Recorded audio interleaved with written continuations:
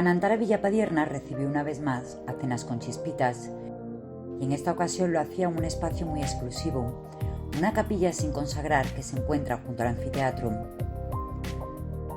La invitada especial era Mar López, directora de Ciberseguridad y Desinformación de Presidencia del Gobierno. Llegó esa tarde desde Madrid y desde Málaga se trasladó a Anantara Villapadierna gracias al servicio de transfer de Berian Mobility. Aunque su puesto está asociado al Gobierno de España, sobre ciberseguridad deberíamos saber todos, ya que todos tenemos un móvil o un ordenador con acceso a Internet. Y aunque nos creamos personas normales, todos podemos ser víctimas de un ciberataque.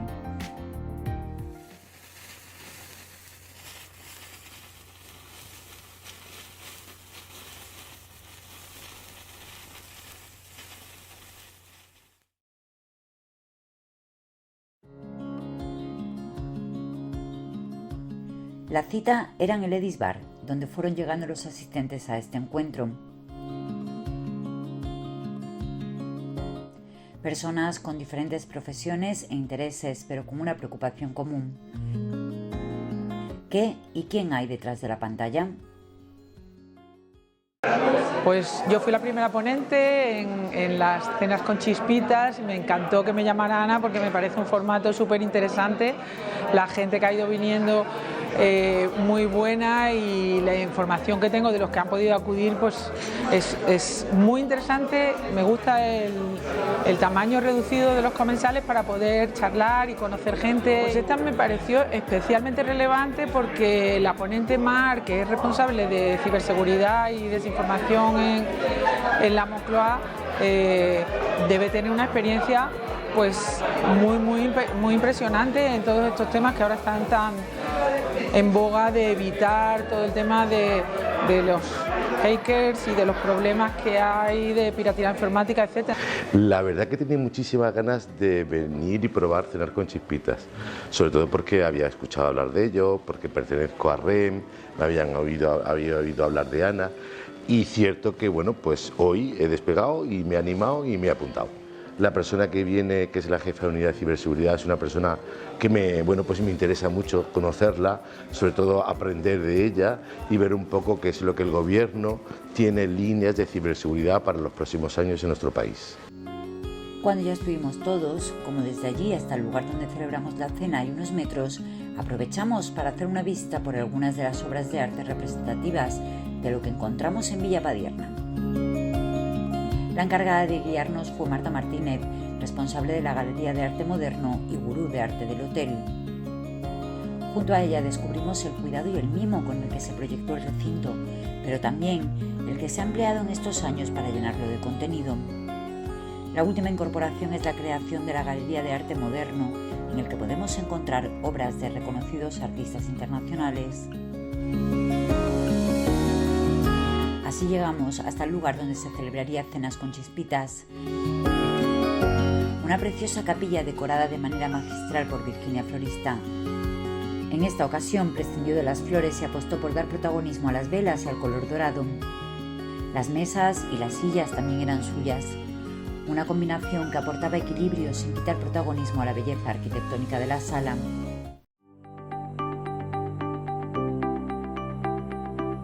Detrás de la pantalla hay un mundo infinito que desconocemos, pero para aportar un poco de luz y saber un poco más sobre el tema, contábamos con Mar López.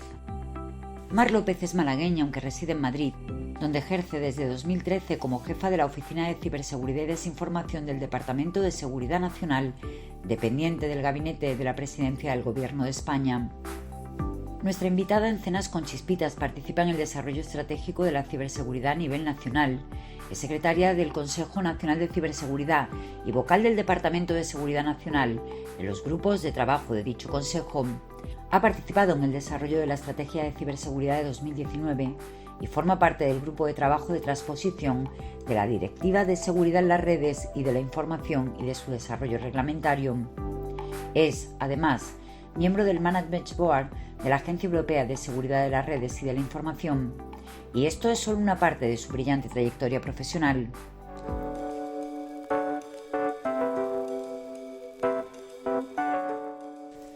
Lo de la ciberseguridad en cierta forma nos sigue sonando a algo de lo que deben preocuparse las grandes empresas y gobiernos. pero todos estamos más expuestos de lo que pensamos a ser víctimas de ciberdelitos. Tanto en el móvil como en el ordenador o en los asistentes virtuales que tenemos en casa, tenemos cámara y micrófono, lo que nos hace vulnerables a que empresas del Big Data o los delincuentes que se mueven en Internet accedan a información privada e incluso íntima. No solo nos vigilan y saben todo de nosotros, hasta controlan la información que debemos ver y leer.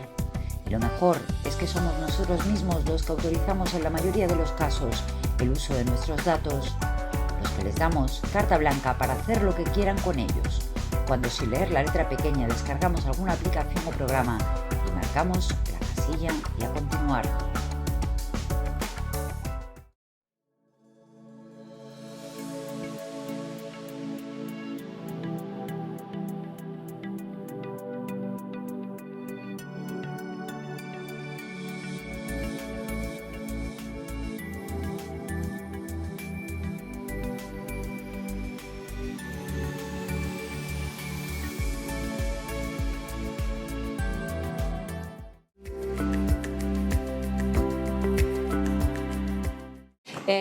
Cuando hablamos de ciberespacio, bueno, vamos a empezar a hablar de tecnología, ¿no? Porque todo el mundo habla del Internet de las cosas, de todo conectado, de que llevamos el móvil conectado, de la Alexa, de Google, de la Rumba, o sea, todo absolutamente está conectado, pero no solo lo que llevamos nosotros encima, sino que absolutamente todo está en un espacio donde no hay control, no hay legislación, no hay espacios nacionales, todo es globalizado, o sea, es decir, en un mapa del mundo no hay ninguna frontera en el ciberespacio. Es el mercado de los datos, donde el dato es el principal valor que tiene todo esto, ¿no? Y además, este ciberespacio, como digo, poco regulado, es bueno porque es una oportunidad, es una buena oportunidad. El desarrollo tecnológico, como digo, ha sido una explosión, porque todo el mundo habla también de la revolución industrial, el 4.0, estas cosas que nos gusta a los técnicos hablar, pero me gusta hablar de la explosión de la tecnología, de la emoción, porque a mí la tecnología me emociona. La tecnología nos ha llevado a la Luna, la tecnología nos ha llevado a Marte, pero la tecnología, pensemos en la tecnología, por ejemplo, aplicada a la salud. Tenemos nanotecnología, tenemos robótica. No sé si conocéis el famoso el robot Da Vinci, ¿no? O sea, tenemos tecnología abrumadora, ¿no? Y es una oportunidad, pero a la vez, y tú lo has dicho, es una amenaza. Es una amenaza porque cada vez está todo más expuesto. O sea, estamos nosotros expuestos, está nuestra economía, está nuestra sociedad. O sea, porque cuando hablamos de ciberseguridad, muchas veces lo ligamos a lo técnico. No, esto es de técnicos, esto es de frikis, esto... Entonces, toda esta conexión nos lleva a una serie de amenazas importantes, ¿no? Importantes para llevarlas a cuestiones de seguridad nacional. O sea, yo no estoy aquí porque vamos a hablar solo de lo que nos preocupa a nivel usuario personal. Es que es un ámbito prioritario para la seguridad nacional y llevamos años hablando de ciberseguridad. Vosotros pensaréis a lo mejor que esto es nuevo, está de moda. Llevamos 50 años hablando de ciberseguridad. 50 años desde el momento que se crea una red, no sé si habéis escuchado alguna vez de la red ARPANET, que crea el Ministerio de Defensa de los Estados Unidos. Bueno, pues esa fue evolucionando hasta lo que ahora conocemos como Internet. 30 años hace solo que tenemos Internet, pero es que hace 50 había muchos investigadores de la RAND Corporation que ya hablaban de la vulnerabilidad de esas redes, de cómo se podía entrar a esa información que se estaba compartiendo entre universidades, porque esa red era del Ministerio de Defensa para compartir información con universidades. Pues imaginemos ahora que lo compartimos absolutamente todo en Internet. Están todos nuestros datos, por supuesto, pero es que además están también los datos de los estados, están los datos de los criminales, es la economía del dato, el valor es el dato realmente. Entonces, en este ciberespacio, como digo, estas amenazas, nosotros las clasificamos desde el punto de vista de la seguridad nacional en dos. Una cosa es la que afecta a la máquina. Ese virus que hablamos, ¿no? El malware, es aquello que, no sé si habéis escuchado alguna vez, este ransomware que cifra los discos duros de los ordenadores y tú no puedes acceder a la información y te piden un rescate en criptomonedas, etcétera, etcétera. Bueno, pues eso es la disrupción tecnológica. Y por otra parte tenemos el uso ilícito del ciberespacio. Hemos hablado de desinformación, que si bien todavía no es uso ilícito porque no hay una normativa, una regulación que lo haga, hay otras cosas. Hay otras cosas como, por ejemplo, el ciberterrorismo. O sea, el ciberterrorismo está ahí.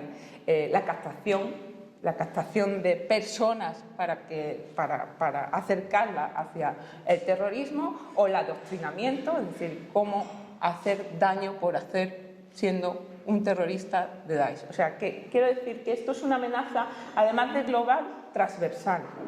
Porque tú has dicho ciberterrorismo, cibercrimen, ciberguerra, son las amenazas convencionales. La guerra, el terrorismo, el crimen organizado, el hacktivismo, son pues las habituales, ¿no? Por así decirlo, ¿no? Pero ahora le ponemos el prefijo ciber, porque se desarrolla, nos han dado la capacidad, o sea, se ha mostrado esa capacidad de utilizar un espacio no regulado y sobre todo donde la atribución es muy complicada. O sea, apuntar al culpable sobre una acción en el ciberespacio es muy complicado, casi imposible. Cuando se apunta a terceros estados, vamos a hablar de terceros estados, no vamos a apuntar a nadie en concreto. Eso es muy difícil de hacer, es decir, hay estados que sí lo han hecho, pero eso al final entra dentro de la atribución más política que técnica. Es decir, por ejemplo, Estados Unidos lo ha hecho, Reino Unido lo ha hecho, en España todavía estamos un poco aprendiendo a cómo vamos a hacer esa atribución. Quiero decir, pues es eso, que nos estamos enfrentando amenazas que casi parecen de ciencia ficción, o algunos nos parecen de ciencia ficción. También a mí me gusta decir que yo normalmente me muevo en ámbitos muy cerrados, donde al final nos contamos las mismas cosas, con lo cual me alegra estar aquí, porque al final nos contamos siempre lo mismo y normalmente siempre estoy rodeada de hombres. El mundo de la seguridad y de la ciberseguridad es muy masculino, pero más aún, donde yo estoy, Gabinete del Presidente del Gobierno, Departamento de Seguridad Nacional, los perfiles son militares, fuerzas y cuerpos de seguridad de Estado, con lo cual soy un poco la única mujer que está en este mundo de la ciber en 2012, como tú bien dices, y bueno, se van incorporando, pero es un tema bastante complejo de atraer ese talento femenino de Aspiring Girl, por ejemplo, ¿no? ¿Cómo es tu día a día, Mar? O sea, ¿a qué te enfrentas? Pues claro, yo llego a la oficina y ya tengo que hacer esta noticia, pero claro, lo tuyo no es así. Lo tuyo tiene... A ver, nosotros también tengo que decir que nos movemos más en la parte estratégica política, es decir, nosotros coordinamos, si bien no somos políticos, pero coordinamos. Con lo cual trabajamos muy mano a mano con los organismos de la Administración. A mí me gusta decir el gran equipo de la Administración que se dedica a la ciberseguridad. Y entre ellos, por ejemplo, está el Instituto Nacional de Ciberseguridad, pero existen otros. Está el Mando Conjunto de Ciberdefensa, o sea, tenemos la Fuerza de Defensa para el Ciberespacio, existe el Ejército del Ciberespacio.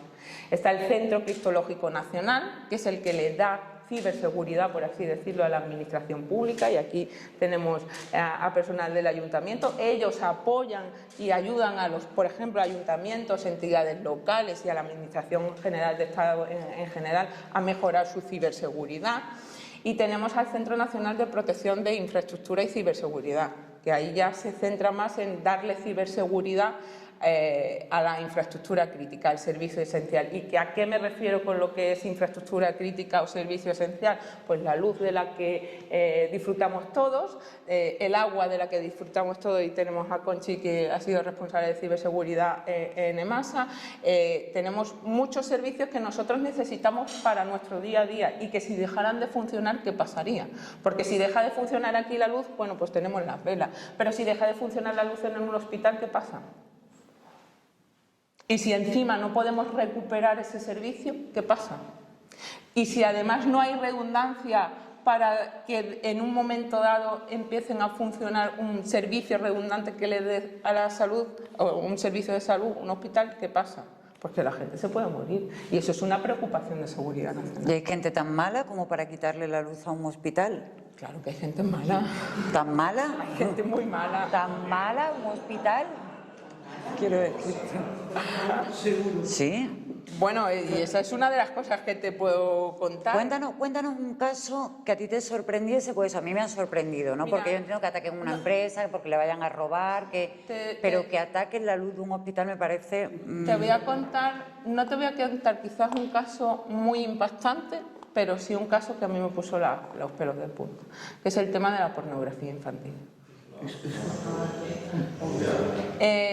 Y además lo hablamos por teléfono, esa la deep web, ¿no? La darknet, ese mercado oculto de internet. Yo hablo mucho con la gente de fiscalía. Existe una fiscalía de criminalidad informática que es muy buena, pero bueno, como siempre en la administración nos falta de recursos y nos falta de talento, igual que falta en la empresa privada, igual que falta en todos sitios, porque esto de la ciberseguridad, pues tenemos una tasa de desempleo del 0% porque no hay gente suficiente formada, y es otra cosa que después traeré a colación, no hay gente suficientemente formada en materia de ciberseguridad, porque los ingenieros informáticos o de telecomunicaciones no tienen por qué saber de ciberseguridad, porque dice, bueno, tú eres informático, ¿sabes de ciberseguridad? Pues no, señor, si no se ha formado en ciberseguridad, no sabe de ciberseguridad, o yo, que soy economista, licenciada en Administración y Dirección de Empresas, pero me gusta este tema y he aprendido de ciberseguridad, ¿no? Bueno, pues existe una fiscalía de criminalidad informática y me llamó un fiscal en concreto y le digo, ¿qué tal? ¿Cómo estás? No voy a decir el nombre, ¿qué tal? ¿Cómo estás? Bien, bien, ¿no? Dice, bueno, no tan bien. Digo, estoy con un caso bastante duro. Y digo, bueno, cuéntame. Era un tema de pornografía infantil y zoofilia. O sea, yo me puse los pelos de punta. Pero no solo eso, sino a qué se enfrentan las fuerzas y cuerpos de seguridad del Estado, al policía o al guardia civil que tiene que rastrear y ver todas esas imágenes para buscar al culpable, que en estos casos muchas veces, por suerte, se le detiene. Entonces, quizás no sea tan impactante, pero a mí sí me puso los pelos de punta, sinceramente. Y eso existe. Igual que existe la venta de armas, igual que existe, sobre todo, la venta de droga a través de Internet, de esa darknet. Igual que existe la venta de medicamentos falsos, es decir, el mercado negro de Internet existe, está ahí y se persigue. Es complicado, pero existe, que lo sepáis. En la parte de posibles ataques a infraestructuras críticas y servicios esenciales, pues hay casos ya demostrados de que, porque cuando hablamos de ciberespacio, dice, bueno, pues los ataques se quedan ahí en el mundo de los ceros y los unos, ahí en el ciberespacio. No, los ciberataques que realmente a nosotros nos preocupan, además de este uso ilícito del ciberespacio, es aquel que causa un efecto físico, que nosotros llamamos los ciberataques con efectos cinéticos, ¿no? Es decir, yo lanzo un ciberataque, afecta a una infraestructura crítica, estos servicios esenciales que hemos hablado, y tiene un efecto físico, y eso ya ha pasado. Ha pasado sobre todo en fábricas, por ejemplo en Alemania pasó en una fábrica, porque es pública, te cuento los públicos, en una fábrica de fundición donde bueno, pues se pararon todas las máquinas. Gracias a Dios no hubo daños humanos, pero eso no significa que no puedan pasar, porque te he dicho lo del hospital, y precisamente el sector salud es uno de los más vulnerables, porque la tecnología que se ha creado, esta explosión tecnológica de la que he hablado, ese transbordador que fue a la Luna o el que ha ido a Marte, no ha sido diseñado para ser seguro. La tecnología ha ido por delante de la seguridad.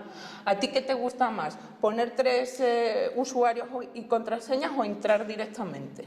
A ti por usabilidad te gusta entrar más directamente. Entonces nosotros somos como los tocanarices de la usabilidad.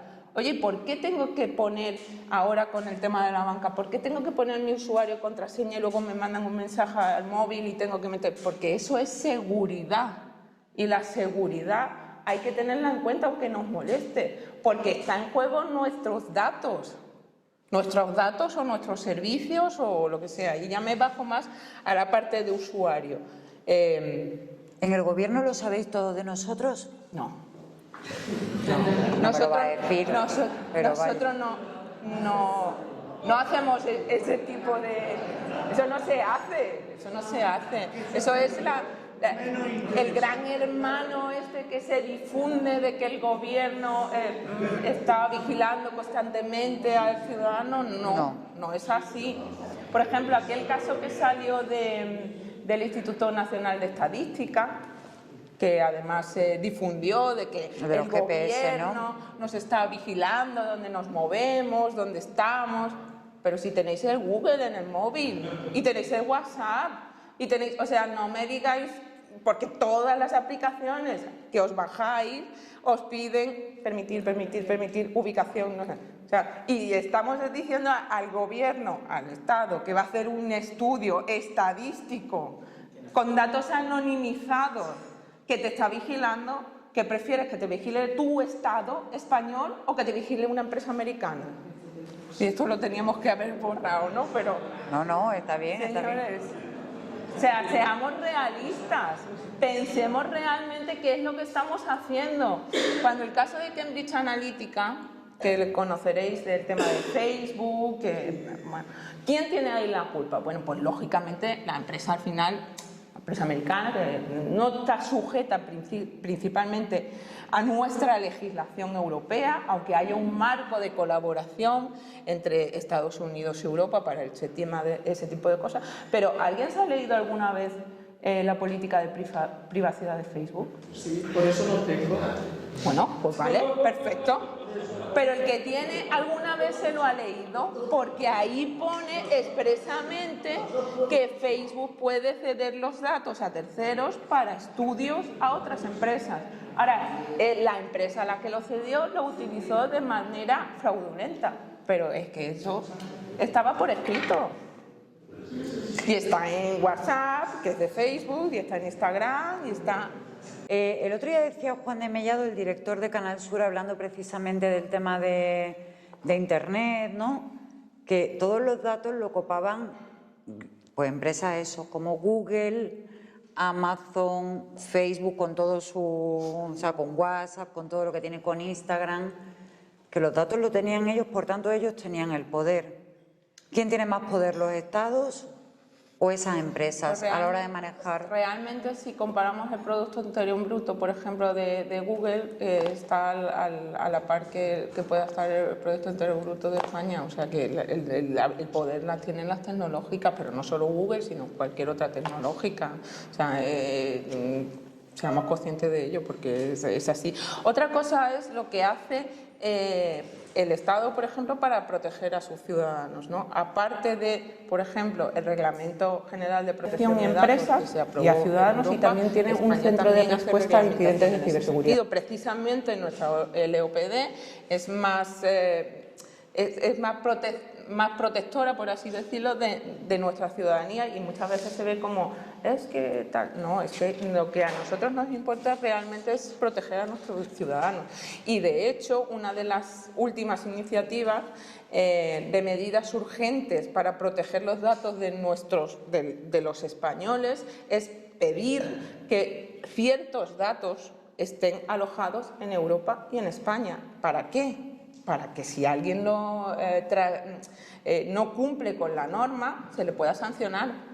Si es el caso si es en Estados Unidos, pues ahí ya tienen que sacar una comisión rogatoria, pedirle responsabilidades a otro Estado que sí es colaborador, es amigo, aliado, pero es mucho más complicado. Mientras que si está en Europa o en España, tú puedes actuar mejor, ¿no?, en la protección de la ciudadanía, que es lo que realmente a nosotros nos importa. O sea, cuando hablamos de seguridad nacional, el eje central de la seguridad nacional es el ciudadano.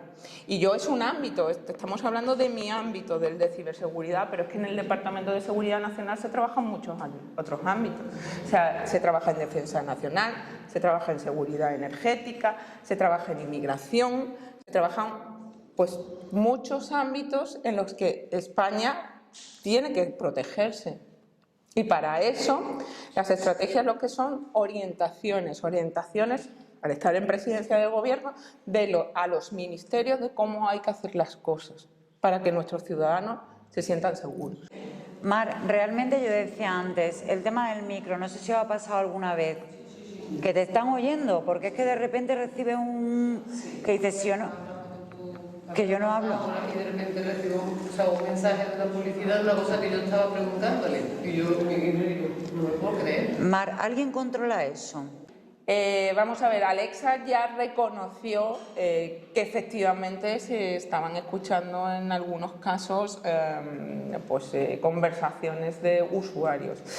¿Cómo se controla eso? Con normativa, pero es que la normativa siempre va por detrás de la tecnología y en este caso hablamos de tecnología de otro país que no es europeo, con lo cual aún más difícil. Hombre, Muy difícil. Es que mientras que lo utilicen para mandar publicidad, pues bueno, ¿no? Pero tampoco sabes hasta qué punto. A mí me preocupa mucho, hablaba él de los hijos, me preocupa mucho el tema de las cámaras, de los móviles, porque es verdad, a mí no se me ocurre meterme en la ducha con el móvil, pero mis hijas están en la ducha y están con el YouTube. Es que sí, se meten en el baño con YouTube, escuchando YouTube, tal. Y cuando cada vez que me doy cuenta, claro, pero lo que pasa es que no siempre me doy cuenta. Realmente también hay... Pero ellos también, yo no soy quien para decir cómo educar a un hijo, lógicamente, pero a ellos también hay que asustarles un poquito y decirles... Sí, el primer día. Yo cuando voy a charlas así, les digo, ¿quién se lleva el móvil al baño? Porque es que mucha gente se lleva el móvil al baño. ¿Tú eres consciente de que pueden estar controlando tu cámara y haciéndote una fotito en una posición X? Dice, pero es que además, tú sabes que eso va a un sitio donde nadie controla esa fotografía, pero además, ¿tú sabes que esa fotografía tiene un precio para los criminales? Una fotografía así... Además no tiene mucho coste, puede costar alrededor de €1 para un criminal. Entonces, pues, como digo, yo no soy quien para decir cómo educar, pero a los niños hay que hacerle ver la importancia de esto y cómo le puede afectar, no solo ahora, sino en el futuro. Hemos visto muchos casos de difusión de vídeos y eso está en las noticias. Eso hay que hacérselo comprender a los niños. Vídeos que se han hecho en colegios pues, con temas sexuales que se han difundido, pero es que ha habido niños que se han suicidado porque se ha difundido ese tipo de vídeos.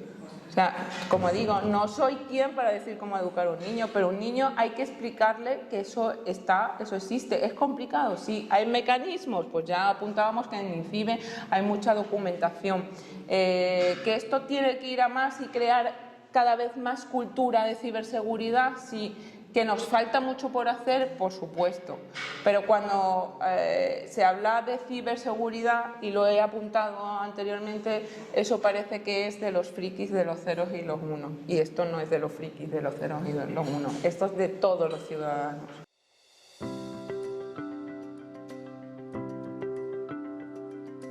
Mar López continuó durante la cena despejando nuestras dudas y dando luz a un tema que nos inquieta, como es la ciberseguridad.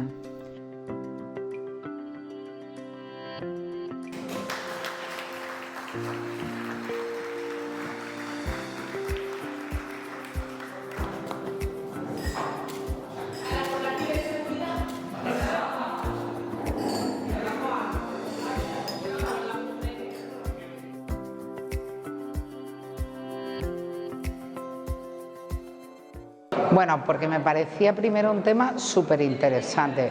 Trabajo en la administración pública, veo que es un tema que a todos los ciudadanos nos preocupa muchísimo y más yo desde un punto de vista como administración pública de cara al ciudadano.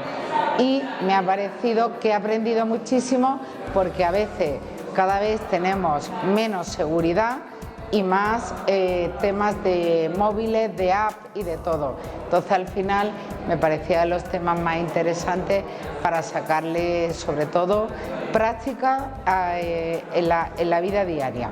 Bueno, pues esta cita para mí era muy especial porque la ponente es una persona muy querida, que hemos sido compañeras durante 8 años y entonces, bueno, Y además, bueno, pues que yo mi relación con Ana también y con Cenas con Chispitas es desde siempre, desde el primer momento me pareció una idea genial. Y yo en el Villapadiana había venido ya varias veces y me parece un sitio mágico. El menú ha estado muy rico, sí, la verdad, y bueno, yo coordino la Escuela de Hostelería de Málaga, la Cónsul, la Fonda, entonces vamos, que creo que tengo un poquito de criterio y entonces sí, súper rico el menú de hoy, sí.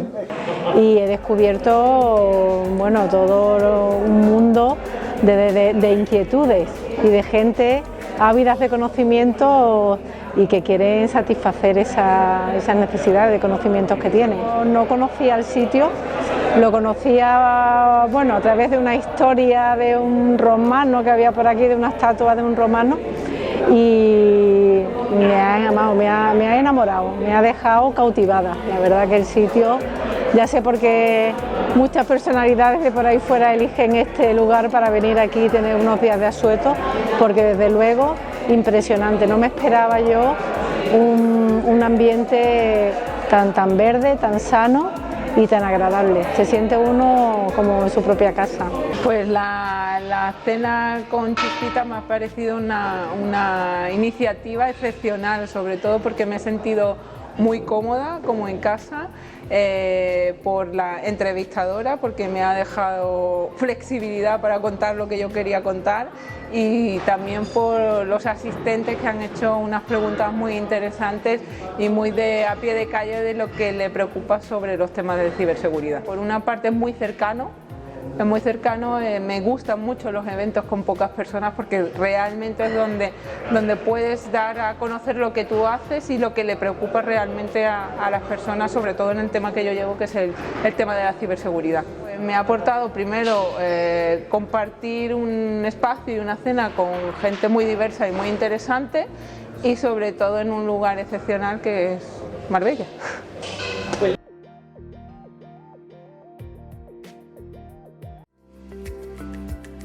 Una noche en la que aprendimos que es mejor prevenir que curar. Gracias a todos por hacerlo posible.